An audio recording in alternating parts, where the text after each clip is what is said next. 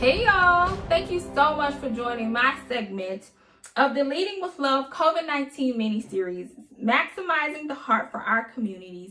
This is sponsored by the Global Institute of Coaches and Entrepreneurs Incorporated. If you would like more information about the Institute, please go to www.globalcoachentrepreneur.org.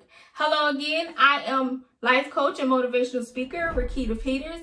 And over the next few weeks, I will be talking to you about pursuing the new normal. Normal. What do we consider that to be? Is it being on the highways and byways on a daily basis where you automatically, robotically get up in the morning, brush your teeth, get your kids ready, do what you got to do, get on the highway, go to work, do that, and come home? Or you dealing with the new normal now where everybody's in the house, but I'm not talking about society. I'm not talking about work. I'm not talking about any of that. I want to talk to you about pursuing the new normal in self-care. Self-care. We've all envisioned it. We all know it. We all feel like we deserve it, right? And most of the time that is buying a new handbag, getting those new J's, buying a new outfit, going to get the nails and the hair done and even the toes too, or going to the barbershop, buying a new Louis Vuitton bag. Or even hitting up the spa or going to the bar with your homeboys and your homegirls. Those are the things that we do typically for self-care. But does that really serve a purpose? Does it really get down in the scheme of things? Like, after the dust settles, does it make you happy? Or was it a temporary fix to a permanent problem?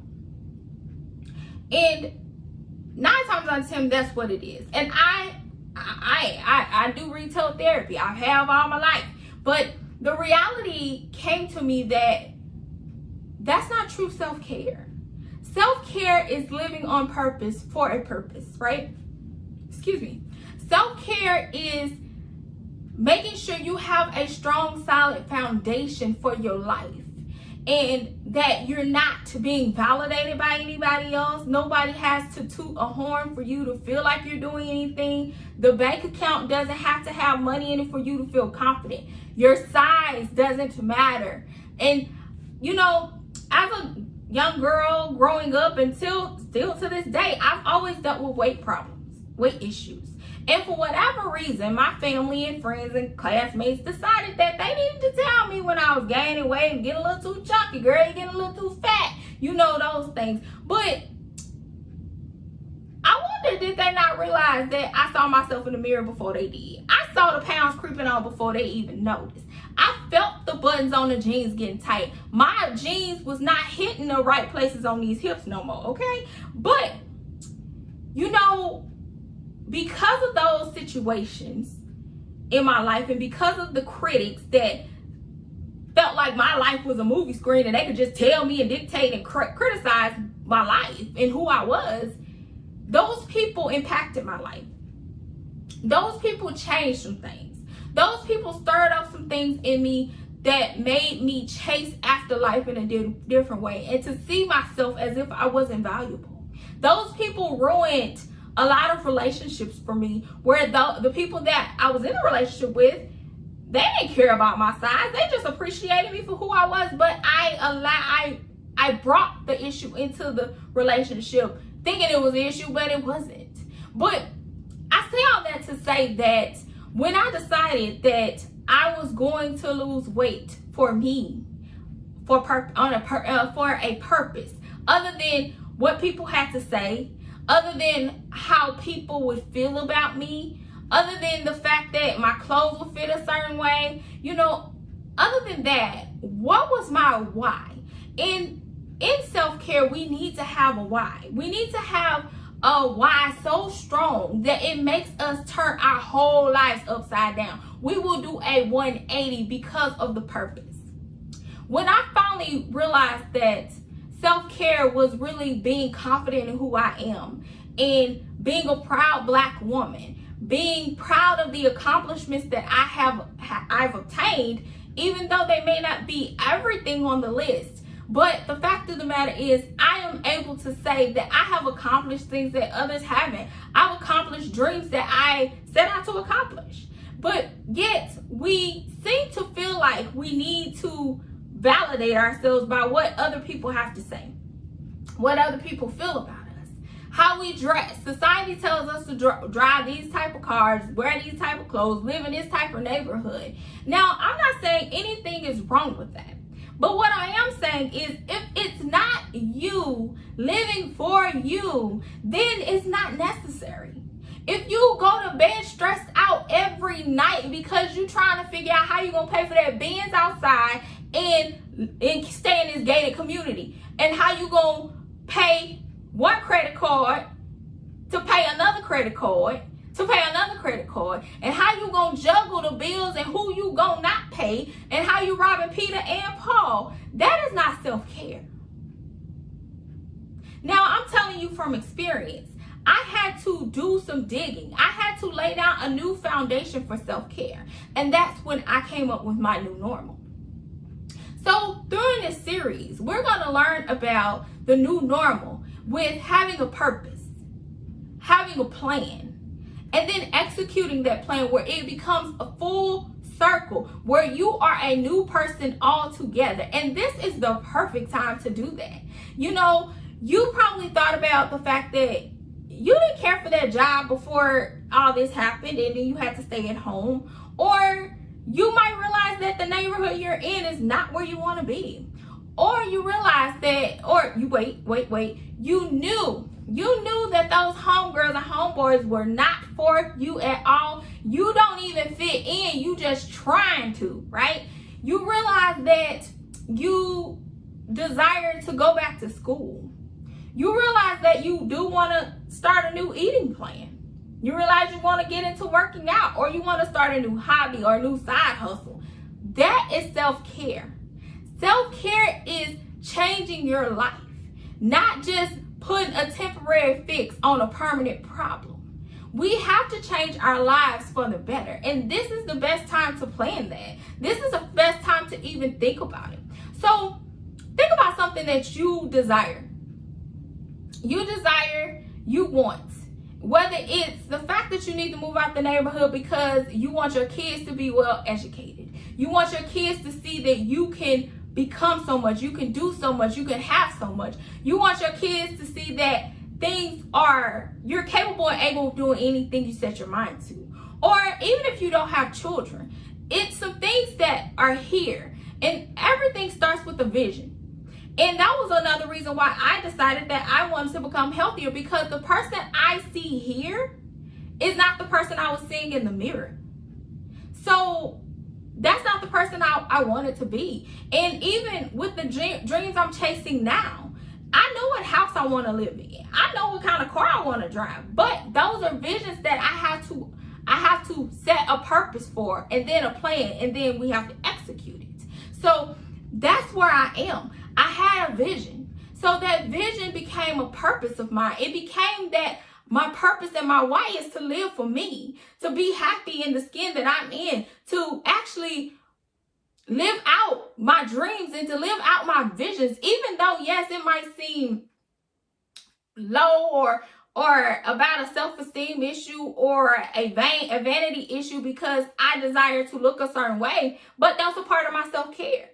Because I've been ridiculed my whole life, and because I was taught or made to think that I wasn't beautiful and I wasn't capable and able of doing the things that I needed to do coming from a single parent home, it actually helped me. It didn't it wasn't all bad and hurt me. It helped me. It helped me to create these visions that I was willing to set out to accomplish. So that's part of my why. That's part of my purpose. I desire to be all that I can be. And I have a reason for every last part of that dream and goal. I have a vision. I have a goal. And that's a part of my self-care.